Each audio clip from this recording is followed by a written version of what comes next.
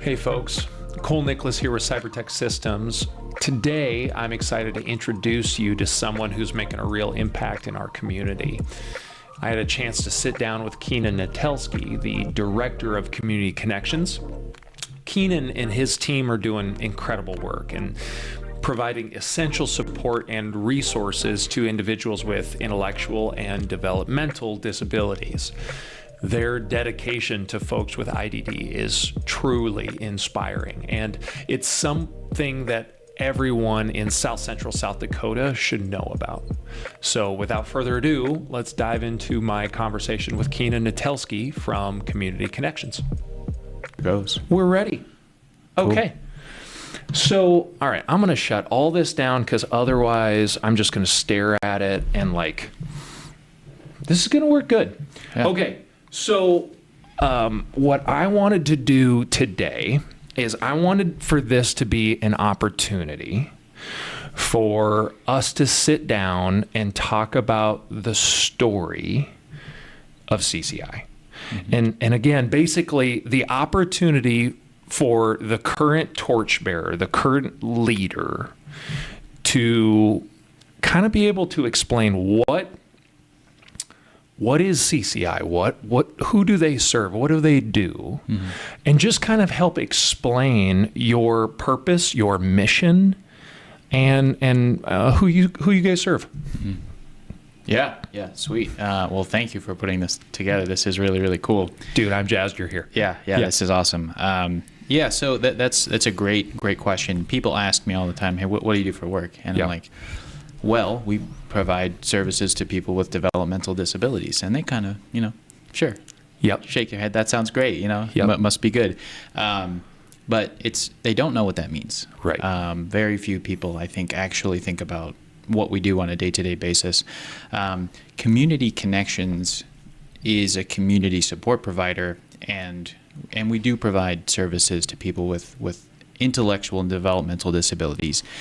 What is that? What's an intellectual disability? Yeah. An intellectual disability is there is a long and complicated history. Really wide. Really long answer to that question. But in a general sense, they are conditions, some people call them disorders, in which a person's development or their capacity for growth in a physical sense has been impacted in some way, typically from birth, but not always. Sure. And so the way that this manifests is often in the person's ability to process information. In the case of intellectual disabilities, or process reasoning, their ability to learn. Those would be intellectual disabilities. But there are others. There are developmental disabilities, things that can impair somebody's physical capabilities, their ability to I guess they call it ambulate, but we would call it, to move around and to assist themselves with various things. These things, they may not be evident at a person's birth. They can grow over time and be self-evident as time progresses. The confusing thing that I think a lot of people have is they confuse intellectual and developmental disabilities. We can say IDD as a nice acronym, so that we don't have to say that over and over again. I got to stop you there. Yeah, sure. Okay, so words have meanings, right? And oftentimes out in the sticks, we have a tendency to be more crass and crude with our words, right? Sure. And so it used to be a long time ago, I'm not going to refer to it now, but I've been, the R word is no longer acceptable, hasn't been acceptable for quite a while. Correct. Is it acceptable to say those with IDD, or at least as a way to be able to communicate about the subject? Yeah, that's a great question. They call this the treadmill of euphemisms, right? Yeah. So as time goes on, the words and language that are used to describe people, they lose their effectiveness. They get picked up by the general public and are sometimes used in derogatory ways. Derogatives. And so, then new language is developed, and then it happens again. This has happened over the course of history. Sure. I think saying people with IDD or sometimes people with disabilities, just in general. People supported is a common vernacular that we use at Community Connections. Gotcha. It's tough to find those lines because what is comfortable for use for some people isn't for others. So sure. I think just saying people with disabilities would be acceptable. Okay. If we're going to speak about that. So. Okay. Awesome. So those with IDD, you are basically CCI is in the business of supporting and serving those in our community with IDD. Does that sound correct? Yes. Okay. And the way that we serve them is a progressive, person-centered model. So I want to go there first. That sounds complicated. Yes, I do. But before I do, I kind of want to start at the beginning. Okay. If I may. Yeah. How much time do you have? We have literally the rest of the afternoon. I have this blocked off. Okay. Actually, I'm gonna close that door and then. Okay. Cool. This could take a while. I'm totally there. Yeah. And here's the thing. Like I think part of the issue with this is that most people don't have the time to properly discuss and flesh this issue out. I think there's a lot of things in life that's like this, where if you don't devote a lot of time to discussing and understanding, you're just never going to get more than surface level. Right. You know what I'm saying? It is hard to explain to people, and I think that there are people who, they've been around some of the people who have lived here in winter for decades, and they still don't really, don't understand, and that's fine. We wouldn't expect them to understand these things on a technical level, right? But I think that lack of knowledge and the lack of understanding can impact kind of the integration into the community. So I think this is really important. Cool. So awesome. Okay. So the model, a person-centered model, insinuating that there are other models. Oh yeah. And so kind of, it's almost like you got to start from the source of what was the original, knowing America, we had some sort of assembly line model, guaranteed. So what was the original model, and what is different about from that versus what we have now, which is a person-centered model? I was really hoping you would ask that question. Okay. All right. So you know what the original model was is an extremely complicated question. And it would take honestly hours, and several books could be written about what came before. Okay. But I think we should start at the most kind of reasonable amount of time to look back at, and that would be the era of the medical model. Okay. So in the late 19th century, so this would be the 1800s, we started to develop an understanding of exactly what we're talking about here. People with developmental disabilities have existed for as quite long, a while. Yeah, as long as we've had humans. Yeah. These conditions have existed. So throughout history, various ideas about how to assist these people or to frankly to deal with them have been in question. Yep. So. There were a lot of philosophers and physicians at the time in the late 19th century, who they thought about this in the context of the time that they lived in, which was evolutionary science, medical science had been making a lot of breakthroughs at the time, and this was treated as a problem to be solved. Okay, IDD is a medical problem.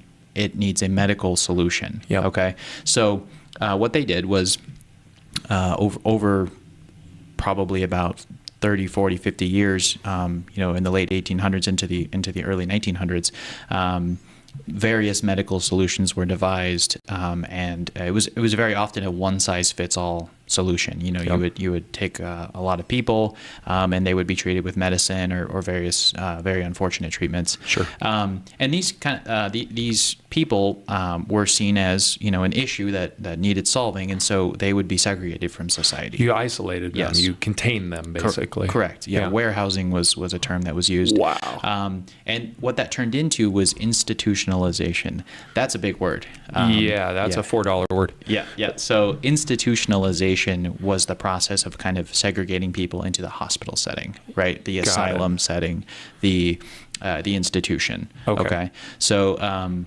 various states, almost all of them. I don't know that I would be able to identify a state that didn't use this method. People would be shepherded into these institutions. Doctors would come to parents, when they were, if you have a child with a developmental disability, and be like, okay, hey, you can't handle this. It's time to. You should look at an institution, and then children would often be sent to these facilities. Holy smokes. It would take quite a bit of time to impress upon you the unfortunate nature of these institutions. Well, I've heard stories, Yes. but it's not exactly one of those hallmark feel-good subjects that people seek out, right? Mm-hmm. It's not like bedtime reading material. No. And so, do you... The primary kind of thing that comes to my mind of the very little amount that I know about this is like the Redfield Institution, which it sounds like that was, my knowledge on this is really little. So this is kind of the thing that I'm hoping to get educated on is like the Redfield Institution here in Redfield, South Dakota was broken up basically into smaller portions so that it wasn't this single monolithical location that everyone from the far reaches of South Dakota came to and then were warehoused, those with IDD. Is that correct or am I off? Yeah, like Redfield, you're referencing the South Dakota Developmental Center. Yes. It's been known by a lot of names over the last century and a half. But yes, it was a South Dakota's method of institutionalization for many, many years. The state of South Dakota's method. Okay. Yes. And like you're saying, every state kind of had their own version of this. And they still do to some extent. Wow. Redfield is still open now. I'm going to describe kind of some of those settings and what they were like. Sure. And then the process to deinstitutionalize. Okay. Redfield is still open, and there are a few people still living there for various reasons. But South Dakota has, I believe, it was opened in the first decade of the 20th century. So, really early 1900s. Wow. And it, I think at its peak, housed over 2,000 people. 2,000 people. Yes, 2,000 people. Now, IDD was very often confused with mental illness back in the day. Right. And it was often confused with criminality. Sure. And so there were people there who they had IDD, but there were also people there who didn't, and they had just mental illness. And there was people there who had criminal tendencies or prisoners and that kind of thing. And then the ratios of staff were horrendous. They were one to, I don't know, 20, 30, 40 people. Take your pick. So like we have teachers now that are struggling with class sizes of 30 and 40. And, there are some schools with even far higher numbers, 50 and 60 kids in a classroom. Now, granted, kids are a handle. Those with IDD can also be a challenge. They do have complicated needs sometimes. Yeah. Sometimes people with IDD, they experience various levels of ability to provide daily living supports for themselves. And so if those needs aren't met, they can, it can get really, really be complicated. really detrimental. Yes. Okay. Sorry, not to get you off track. So we're at the original institution, 1 to 20, 1 to 30, 1 to 40. 1 to 80. 1 to 80 could be. I heard this from a staff member who was when I visited there. So it's tough to verify those things. Right. to what extent, and it waxed and waned over the course of the last Sure. 150 years, but these staffing to people served ratios were detrimental. That's insane. It really is insane. It's hard to imagine. And then I don't have a whole lot of information on SDDC from what I've learned over the years. I should point out I am not a historian. I'm not a historian, and I'm also not a physician. So But all of local the things. lore, and Sure. yeah, I mean, absolutely. This Yeah. is how Sure. conversations are Yes. held and how most information is passed. Sure. And so, Yeah, wow. I'm hearing this from what research I've been able to do, just from my own personal Sure. interest. And I do like to educate staff on these things. So, Wow. in any case, the institution in South Dakota, hopefully it wasn't as bad as the ones that you hear about, but it did exist, and it housed far too many people, and far too many people that shouldn't be there. Institutions throughout the United States were common, and they were very much something that lasted too long. They included people that shouldn't have been there. In the 1940s and 50s, language began to develop to better differentiate people with IDD from that medical model, that this is a problem to be solved. These are people with deviancy. These are people with vagrancy. These are problems. And there's a great paper written in the 50s by a guy named Wolfensberger. He kind of changed the game because he said, look, for too long we've kind of attached people with IDD to this whole idea of like a personal failing or a moral deficiency, and this is why we're afraid of them. This is why they're segregated.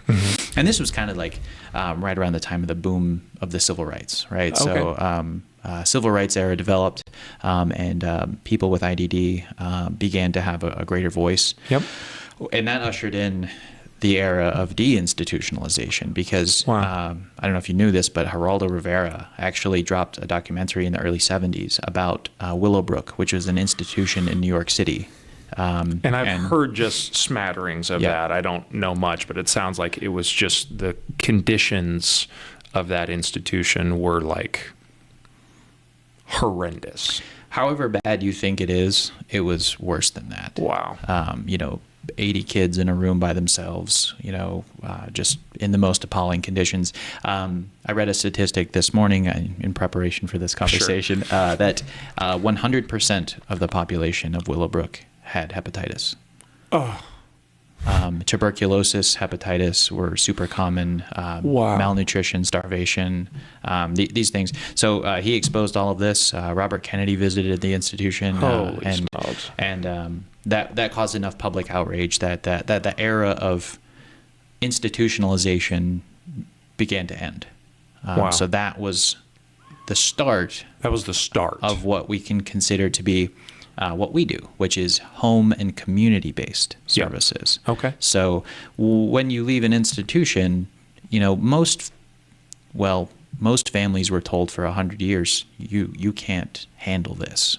This is not for you. Yep. Your family member is a burden on society and you, and they should be segregated. So what does a family do? Right. Especially when you have like those in the medical professional or those that are giving advice, telling you these things, like almost providing you the road that you should walk. Correct. Yeah, that was very common back in the day.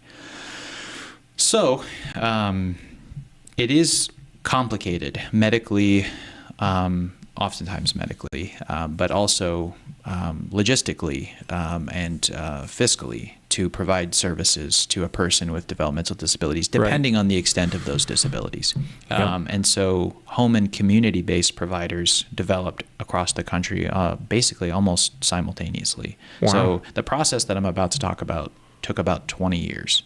So from the early 70s to like the late 90s, I guess. Of just like figuring out the process of how to do this, almost integrating those with IDD back into the community, taking them out of the warehouse, one giant big box store, if you will, and pulling them out of that location and placing them back into their homes and into their communities where they came from. Society changed almost overnight. This has never happened before. Wow. I mean, it really hasn't. You know what I mean? Like, however long human civilization has existed, okay, well, the era of institutionalization didn't last that long, but, 100 years of the same thing, and that they like turned off a light switch. They were like, okay, all of them need to go back into their community. This is the right thing to do, because the public outrage was so dramatic. The political capital they built in 10 years it's weird that it's not more well known, because we're talking about millions, so little about it. Millions of people.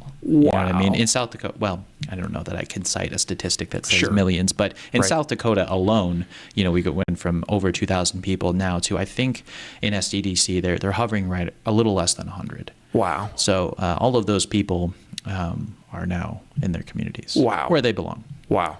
So, that process took place over the last 50 years.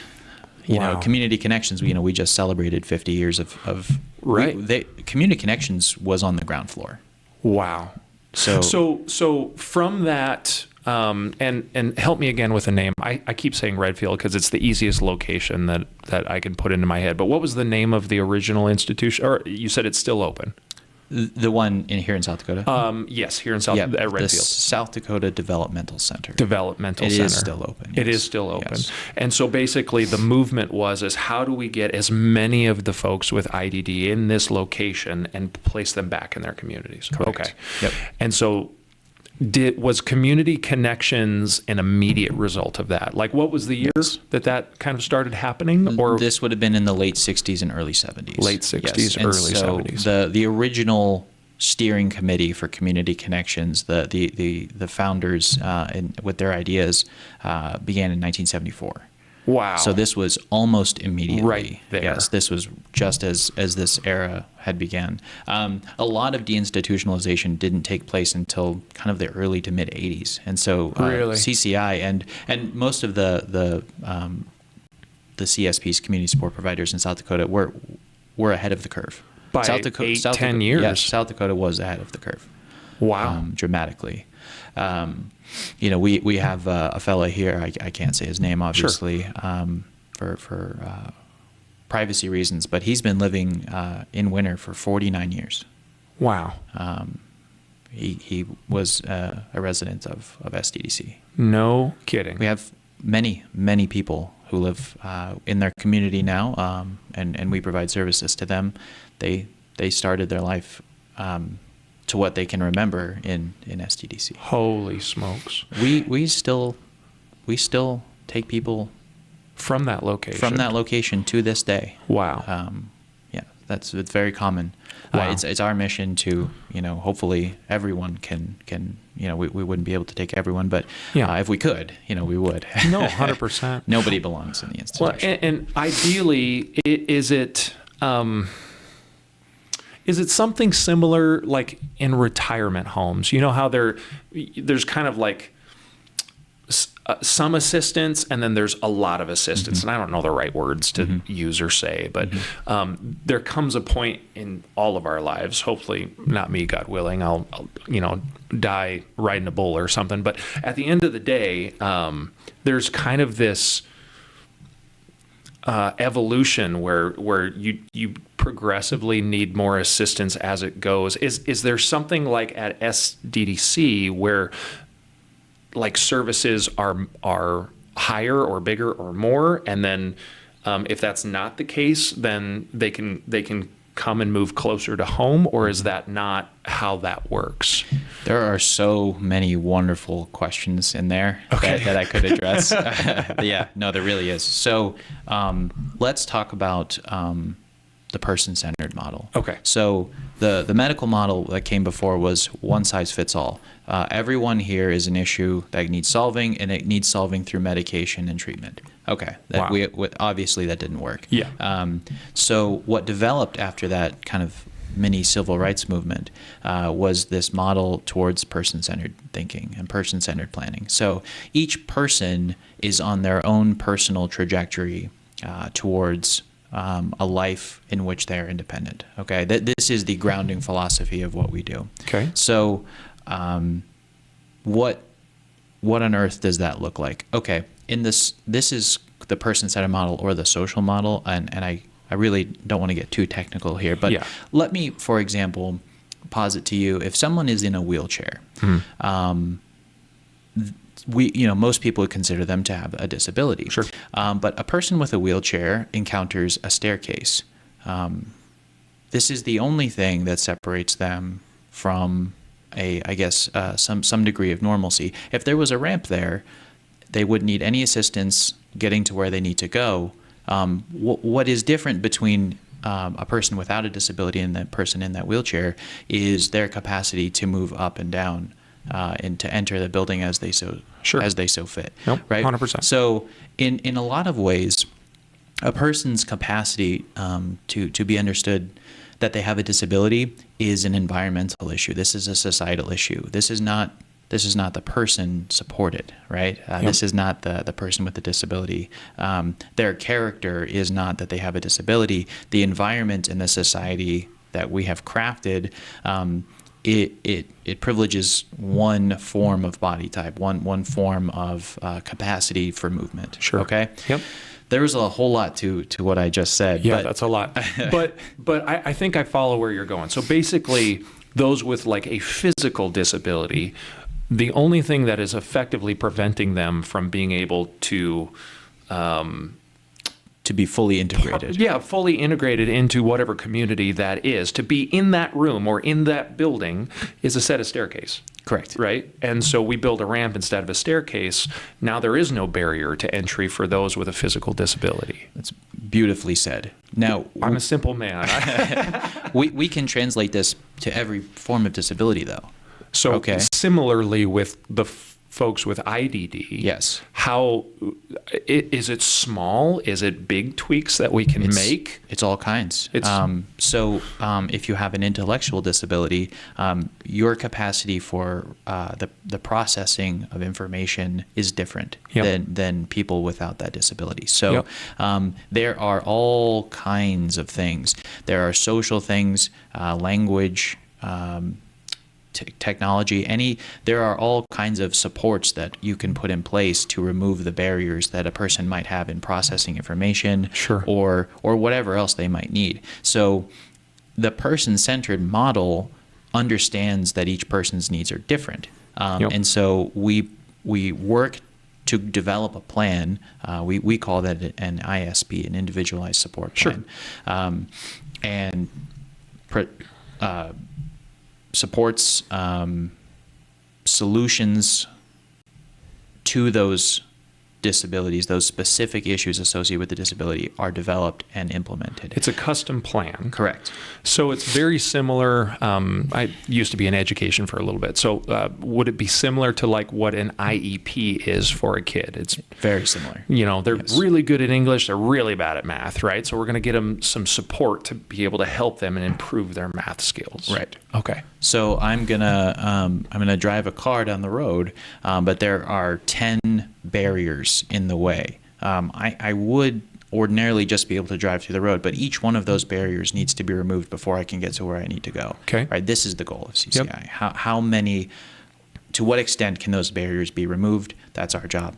Got it. So the work that we have is actually never done. And when I bring in, it can be done. It's an ongoing process is what I mean.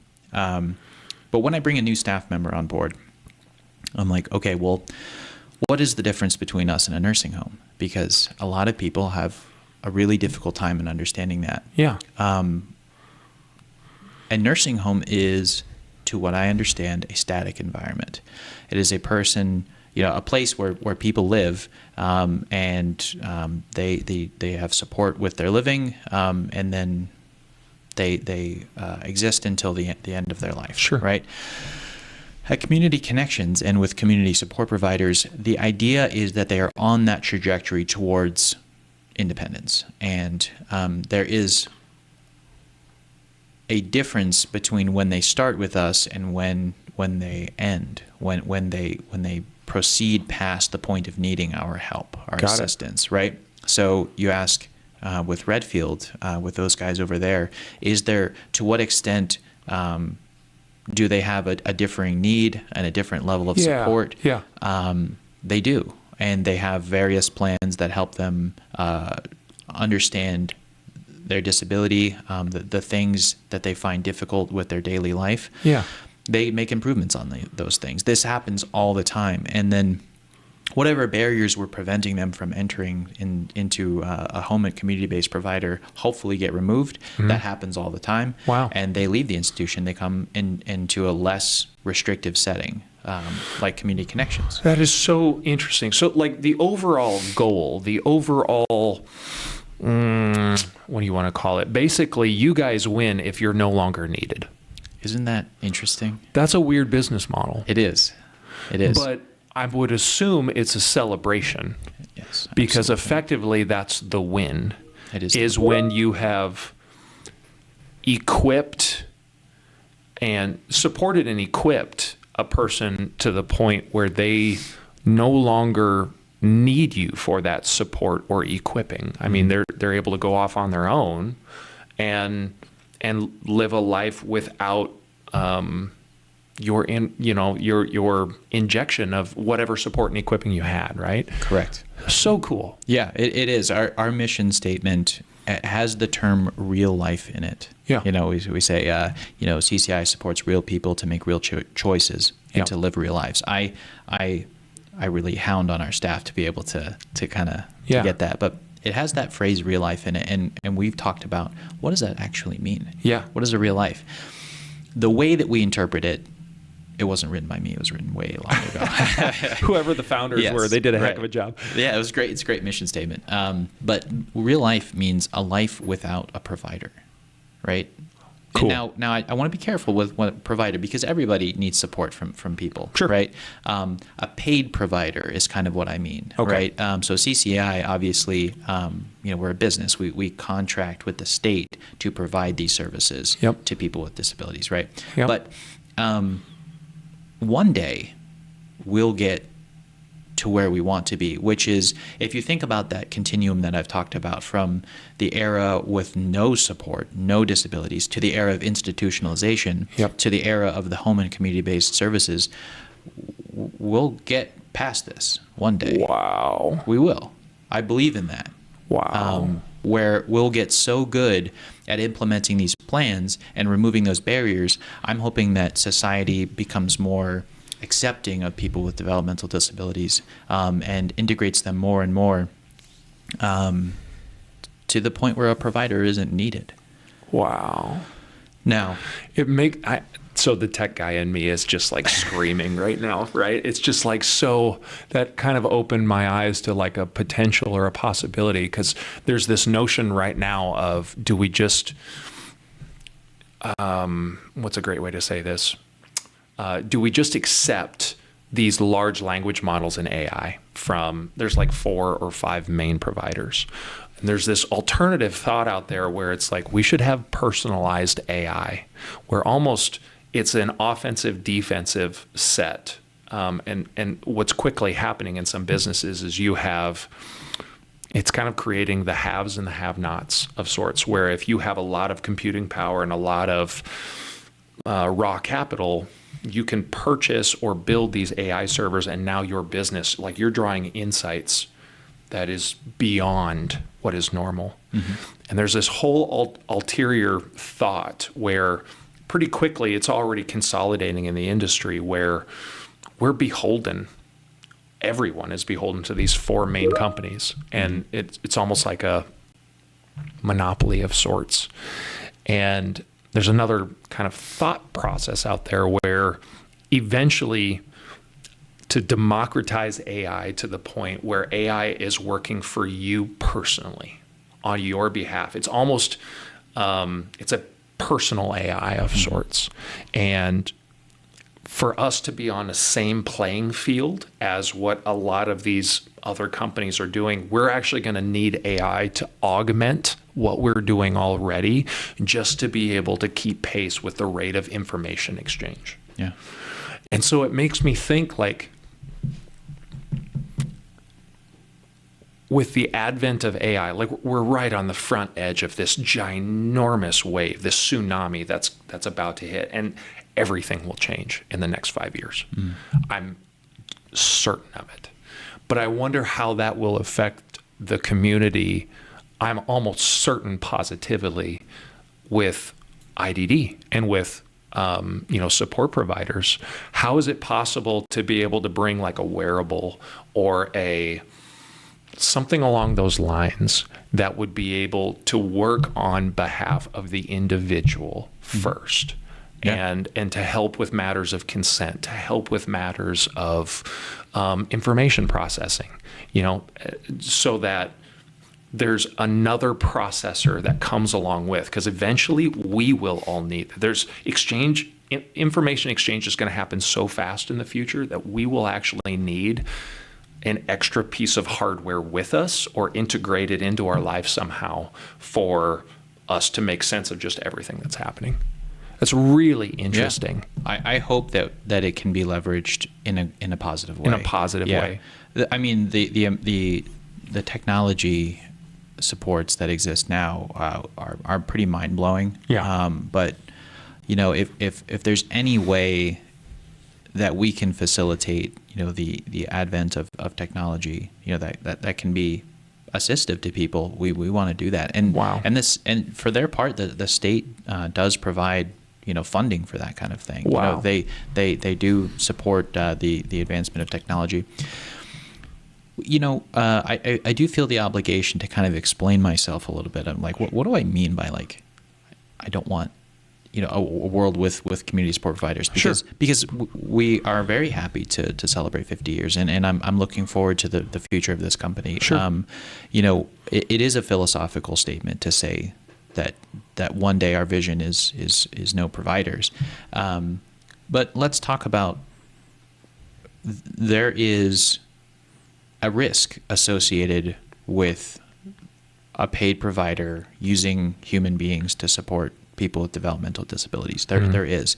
And that risk is that the person supported is in a position of vulnerability to anyone who could possibly provide services to them.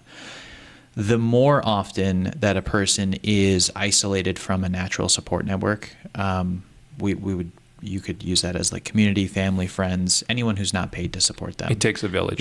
Yep, it does. And the farther someone is away from a natural support network, so back in the institution, instances of abuse and neglect and exploitation were extremely high. Yep. Okay. Now that they're closer to a natural support network, those instances are much lower. Wow. The closer that they get to that natural support network, using assistive technology or using any of the leverage that we've talked about, the community, with smaller home sizes, with a less emphasis on paid provider support, those instances go down. Now, I would put my staff up against anyone in the world. Cool. Right? Our staff are amazing. Super cool. These instances are extremely rare in any setting, right. For sure. I don't want to say that we have a problem with that. But what I would say is that any amount of abuse, neglect, and exploitation is unacceptable. No, 100%. It's not acceptable. And so, removing that risk entirely over the course of the next century, or however long it takes to really truly find independence for people supported, would be the end goal. How cool. I hope that technology advances to that point. I hope that paid providers evolve over time to meet those needs and to adapt. You know what I mean? We do not want to prolong that system if it is unnecessary, if there's a better option. Because if we truly believe that we want to provide real choice and real life, this is the way forward. Wow. So cool. Okay, so we've talked about this before, but this is one of my favorite ways. So there's this book out there called The Gap in the Gain, and basically to be able to live a life of gratitude and to know where you're going, you have to know where you came from, right? And so we've talked about it a little bit, but I want to make sure that we just cover that and really understand the impact of individuals served and of just what this does for a community. So CCI has been around on the forefront of person-centered care. Did I say that right? Yeah. Okay. Since, did you say 1976? Yeah, 1975 it was incorporated, but I don't think that the first people came here until just around that 1975, 1976. Okay. So, yeah. Now, I don't have like rough, I mean, obviously 50 years was the celebration. Over those 50 years, do you have like an estimate of individuals that has been supported by CCI that kind of come from or are adjacent to this community? I don't. Okay. That's a very, very interesting question, and I'm curious to know if we could find that out. I would love to know that. I would love to know that too. You know, I read through what has been kept of you know, like a generic history, I suppose, of community connections, and I think at our peak it was around 60 people supported. Wow. So that was in the early 2000s, and now we're about 36. So 36. Wow. We started out with 6 back in 1975. Started with 6. Yeah. So, wow. yeah, so it has grown, and it has decreased over time, and part of that is you know, due to the rural nature of winter, Yeah. but part of that too is that you know, people have moved on. Yeah. They've moved on from community connections. Wow. And so in CCI's existence, what is the main, take us through like the normal day for one of the folks that you support. Do they stay with you guys 24/7? Do they come in and out? Like, do they, you know, what does a quote unquote normal day look like? Yeah, it's a great question. I'd like to reference your book, and I would like to, or not the book that you were just talking about. Okay. Where were we? Yeah. So what it used to look like was a person supported would, you know, they have their plan to what extent that they would need support, and we have residential sites here. They're scattered throughout the town. So people would receive assistive daily living care. So that could mean a whole lot of different things. Sure. Because some people need a ton of support and some people need almost no support. Yep. So they receive residential services is how those are categorized. Okay. So maybe somebody, they wake up and they need medication. Yep. And so they get assistance with that.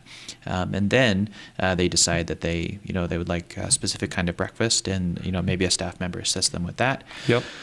And then what it used to look like was they would kind of switch gears and go into day service mode, Okay. right? This would very likely either take place in their home, or sometimes if they had an interest in vocational skills or education. Yep. You know, they used to call that training. You know, that's another one of those outdated terms. Sure. Okay. But what they would do is they would, you know, go to one of the day service sites, or there used to be a car wash here in town. There used to be workshops in which they would manufacture various items. Got it.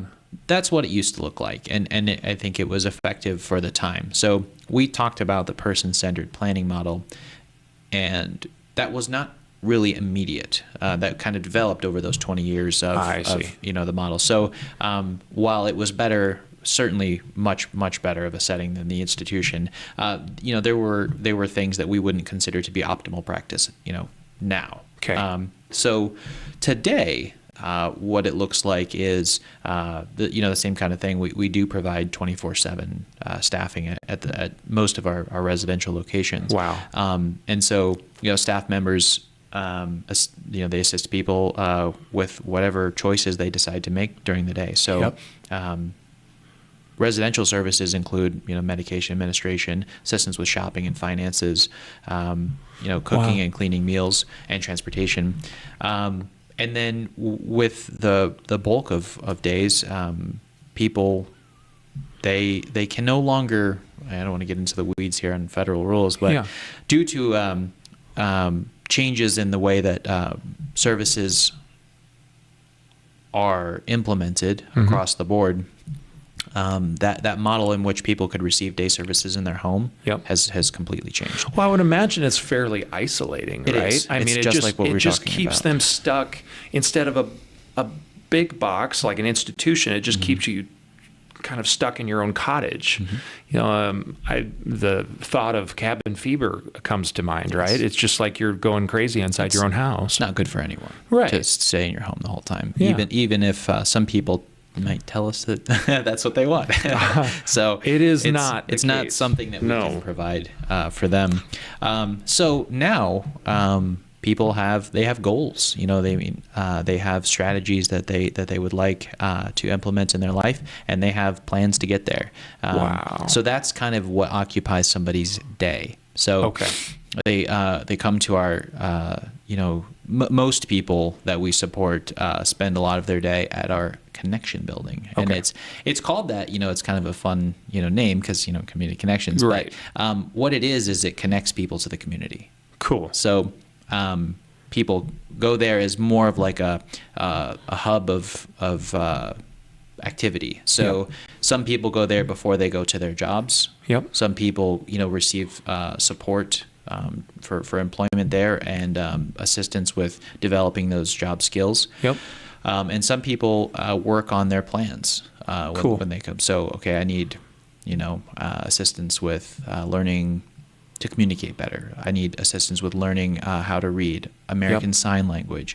I want to get more in touch with my cultural roots because I have a different culture from what's very common in winter. Yep. We can facilitate those things, and that's Wow. what we spend a lot of time doing. Those are called day habilitative services. Oh, okay. Or vocational services. So those kinds of things are categorized in the day. Those are not permitted to be provided in a residential setting, and residential services are not to be provided in a, So you can't mix and match. No. And nor should we, right? Right. As you say, Yeah. that could be very detrimental to somebody's mental health. No, 100%. And it can be isolating. 100%. So Okay. those rules exist for a reason. That rule is called the Home and Community-Based Settings Rule, which was implemented, back in 2013, but it was the final, last call, guys, you have to do this, Wow. was 2 years ago. That was 2 years ago. Yes. And so we had purchased the connection building the year prior. Wow. And so that was that a state rule or a federal rule? It's a federal rule. Oh, wow. Every state in the Okay, union so that's has affecting to. everybody. Yes. Okay, 10-4. Yeah, it's a great rule, actually. Right. It is complicated. It's hundreds of pages long. Yeah. Wow. But the goal is a goal that we share as a company, which is how can we maximize the amounts of integrative capacity that we have at Community Connections? How can we help people? Because what are some of the tenets of that rule? People have to live in residential settings. Yep. They have to have access to every single right that you and I have. Yep. And they have to have a choice of where they live, a choice of where their provider Sure. is. If you don't afford them every single right that they have, you better have a very good reason. Sure. Because you will be scrutinized heavily on this, and we can be cited for those things. Wow. So that's a big source of compliance that you guys have to meet. Massive. I'm starting to think my brain on compliance goes nuts because I always come at it from a cybersecurity framework, but I would imagine that is not the only source of compliance that you guys have to do. No, not even close. I mean, being able to Yes. prove what you guys do on a daily basis and document, and then I'm assuming you turn that back into the state or some other way. There's a lot of data entry there. Yeah.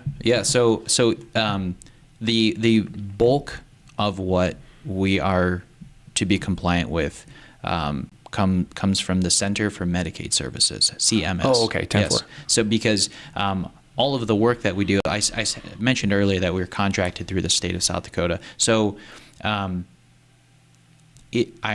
promise I'm going to make this as untechnical, there's a better word for that, as I can. But back when we decided that treating people like cattle was not the best way to do this, That's a great analogy. they figured out, okay, so how do we pay for this? Because it is extraordinarily expensive. Right. Now, for Medicaid, anyone, whether it's a family or whether it's you guys that are doing it. I mean, it's expensive. It's just expensive across the board. It is. Yeah. So Medicaid is where this funding comes from. I see. Almost all of it. Got it. So Medicaid pays for these services to be conducted, and states like South Dakota, they have what's called an FMAP, which is a matching funds. Okay. Okay. So South Dakota chips in half. Medicaid chips in half. Wow, right? cool. And then each state builds a waiver, which is a way for Medicaid funds to be used for disability services. Got it. Okay.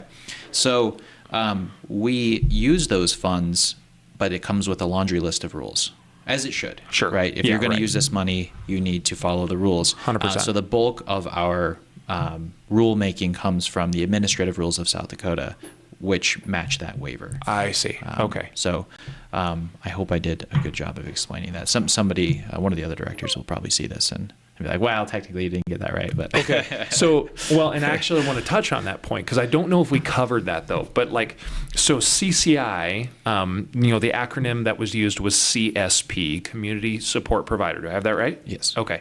There's a lot of acronyms in this world. Oh, yeah, there's a lot. And they're not, for me, they're not normal. Like I'm used to like tech support. So usually an acronym letter can only mean like 3 or 4 words and they all kind of match together. But maybe, I don't know. But yeah, there's a lot of acronyms in what you guys do. So a CSP is a organization that supports those with IDD, or those individuals. And how many other organizations like CCI are there in South Dakota? There are 21 as of this year. 21. There's a new provider here in South Dakota. Wow. And those, when we're talking about the provider in this sense, they provide the choices waiver, which is the choices waiver. Yep, what we were just talking about. That's the Medicaid waiver that we operate on. Yes, there is a new one as of this year, I believe. But yes, 20. Wow. And they're all over the state. Yep, they're from Vermilion to Lemon. Wow. Yes. Okay. It's extensive. Obviously the vast majority of people are in Sioux Falls and Rapid City, but sure. But yeah, there are quite a few rural providers as well. Wow. And so what do those populations look like throughout you were saying that right now you're supporting 35, 40 individuals. What does Sioux Falls or Rapid City, an Aberdeen, I'm assuming, what does that look like for them in terms of like population density? I would say we're a low to mid-sized agency. So Okay. 35 is not the lowest, but I think we're the third smallest in the state. Wow. So Lemon I think is the smallest. Yep. But in Rapid City and in Sioux Falls, these organizations are immense. Wow. I mean, we're talking hundreds of people supported. That's incredible. I mean, in a town like we're here in Winter, there's 3,000 people in that town. Let's call, just for rough math, you're at 3,000 people. You're supporting 30, 35. So you're supporting 1% of the population, more or less. I mean, give or take. And you guys are, the infrastructure to require that's needed to be able to support those is not nothing. No, it's extensive. Yeah. It is. There's a massive budget associated with that. So the economic impact that provides for a town, a city, a region, a county is not nothing as well. I would argue that it's Herculean. There is a ton of money associated with this and Right. a ton of economic resources and infrastructure that are Sure. needed to provide these services. Now, the first thing that I should say is that housing and providing support to people in the institution is unimaginably expensive. Sure. And a huge incentive for states once this process started to take place to move people back into their communities, states had an incentive to do it because it's insanely cheaper. The CSP provide. model was cheaper than the institutional model. Dramatically. Really? Dramatically cheaper. I would not have assumed that. It is. Private organizations like Community Connections are inherently more efficient at Really? the cost model associated with That had to be a providing fun care. surprise. I think it probably was. Wow. And it became such a successful endeavor because while it is the humanitarian and moral correct thing to do, Right. it's also cost effective compared to institutionalization. Wow. Yes. There's a lot of wind in that sail then. There is. Holy smokes. Okay. It requires a budget. It's north of $4 million. And you don't have to get into it particulars. is public. It's Yeah, okay. public. Not it's north of $4.5 million to operate Community Connections on a Wow. yearly basis. Wow. There are 55 full-time employees. 55 employees. Yes. Wow. Yes, mostly direct care staff, but Sure. also quite a bit of administration. Absolutely. And we provide benefits and I would argue extremely competitive wages to at least 50 families Right. in the town of Winter. Wow. We operate a fleet of vehicles and we have 4 locations that we own and we full-time staff here in town. It's a dramatic undertaking to get this done. Wow. It really is. That's phenomenal. If you next time you're in Sioux Falls in Rapid City and you're driving around and you see a license plate that says CSP on it, That's what that let is? me know. Yeah, because No that's kidding. what that is. Yeah, you'll see them all the time now. So do you guys have the same, like, a piece on the front of? No kidding. Yep, Get your own license plates and everything. it's pretty snazzy. Man, I want a license plate that says tech guy or something. But yeah, there's five fully functional CSPs in Sioux Falls alone. Holy cow. Yeah. Wow. So, okay, so what have we, so we've covered where we came from. We covered what we're, kind of that intermediary period. It's taken 20 years for kind of not only Community Connections, but other CSPs to develop this person focus or person centered model. Mm-hmm. And what else do we need to cover to kind of really have folks understand and really have a good basis of knowledge to understand what it is that CCI does? Well, I think it's important to remember that there are a number of laws and Supreme Court decisions that actually obligate the state to provide these services. So the Olmstead decision was what happened in the late 90s. This is kind of the crux of the argument that CSPs that they can and should operate.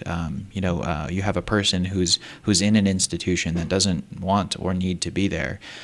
If that's the case, the state has the obligation to move them into a community-based setting. Wow. Okay, so whatever was left of the era of institutionalization can't exist because of the Olmstead Act. So Wow. the state's obligation is to provide these services. They can't do it very cheaply. Okay, Yep. and so it's really important, not only again on this moral side of things, this person-centered side of things, but also as far as a functioning government with a reasonable budget to move people into their communities. This is where people belong. Fiscally, it makes sense, but not only that, they need to be close to their own family, their own support group. Yeah, they do for so many reasons. But what's I think challenging for some people is wow, I can't believe we have to pay for this. Some people still believe that they can't we're paying all this money for what. Mm-hmm. I think that they have no idea any of the history that I laid out earlier, but they also don't understand that the Community Connections and its sister CSPs are vital in preventing this process of reinstitutionalization and preventing a giant black hole of wasted money on what could become, STDC has come a very long way. And I don't want to and you don't want their work, to disparage or anything. But what came before was We don't want to go back there. It was not good. Yeah. So I think it's really important for people to realize what a boon and what a benefit people with developmental disabilities can be. I mean, 100%. they have been stigmatized and ostracized in the past. But if you talk to people in winter, and I do love talking to people in winter, I truly do. I'm not from here, but this has been my home for about 5 years now, and everyone knows somebody Yes. who has lived with us or received services with us, and their faces light up. 100%. And they smile, and I know him. Yep. I know them. They used to work with us. He lived next door to me. Yeah. Once you realize that people with disabilities are people, it really warms your heart. And people in winter have become extremely accepting, Yep. and honestly defensive of their community members. Yeah. It's a beautiful thing. Yeah. Winter has become a very wonderful place for the people that we support. Folks in winter, they are a group that there are two areas where they really shine. And one is anytime someone is either down on their luck or they get sick, or there is maybe cancer's involved, maybe there's something else that medically has gone wrong. This community bends over backwards for its own. Mm. And it is one of the most beautiful things that you get to witness or see in a group, in a community like this. And there's some rough edges on this community, right? But by and large, one of the ways that is truly fun to see is how they show up to support those that are down on their luck or have run into a snag. Mm-hmm. Life threw them a curveball, and the benefits and I've never seen anywhere else that I've lived that have a people that do that. Mm-hmm. The second one is centered around CCI, and that's pretty cool. Yeah. The voices are loud and quick to speak on the defense. And Absolutely. And I tell my boys, one of the analogies that I use is today and every day, you get to choose to be a predator or a protector. And I think I spoke a little bit about this when you guys were doing your accreditation, but I think for every man especially, you get to choose that on a daily, weekly, monthly, yearly basis, right? And there is something pretty cool about this community where there are some subjects that are almost taboo.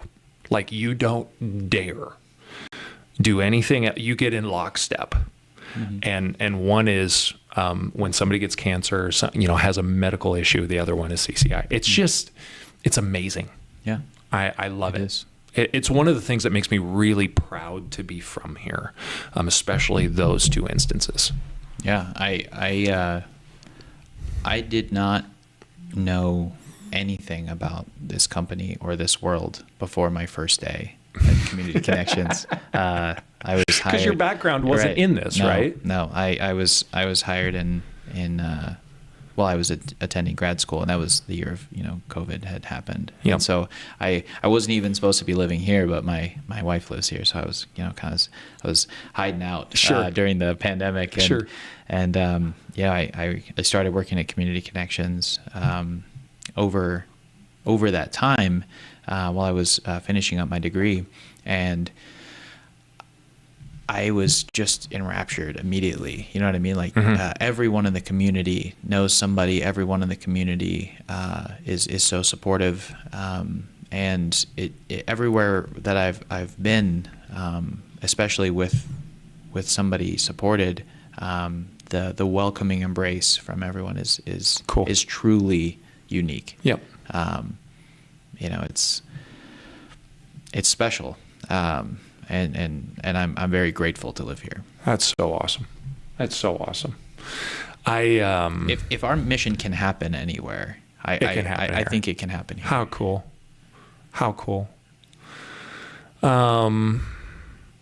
What else?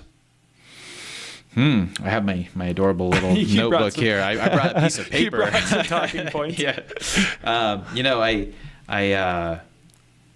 I think I think we touched on quite a few things.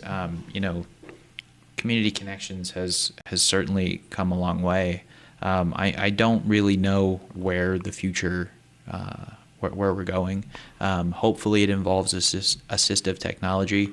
Hopefully it involves a solution to what's left of institutionalization. I know there's some people who are still there. There is some issues at the federal level with that Medicaid funding right now that's kind of in flux. Sure.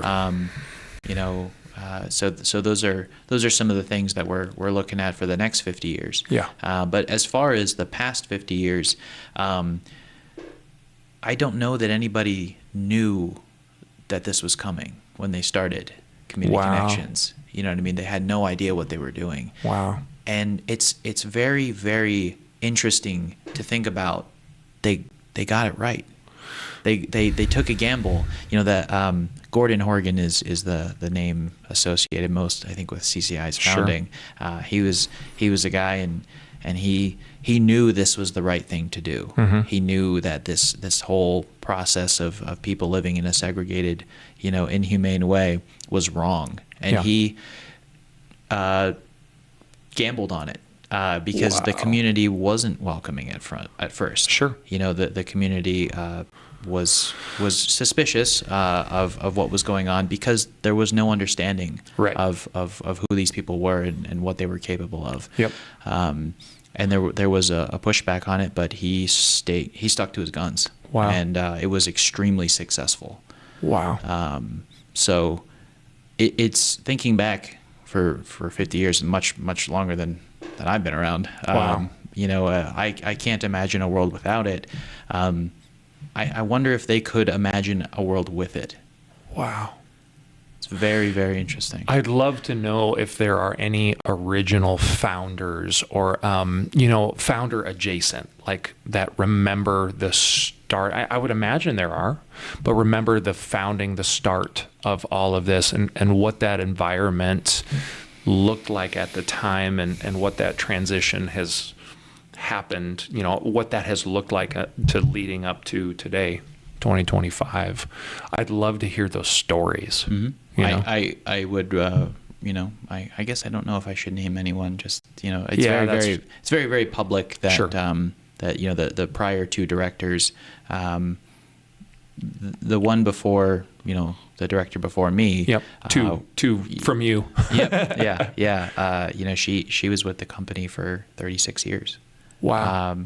She would have seen what it looked like from before the person-centered model to after implementation. And that would have been a completely, there's no way to describe it. It would have been like seeing the entire world change. Right. It would have been like seeing, if you had lived in the year 1900 to 2000. Wow. You know what I mean? How dramatically different that would have been. Wow. I think she might have some stories to tell.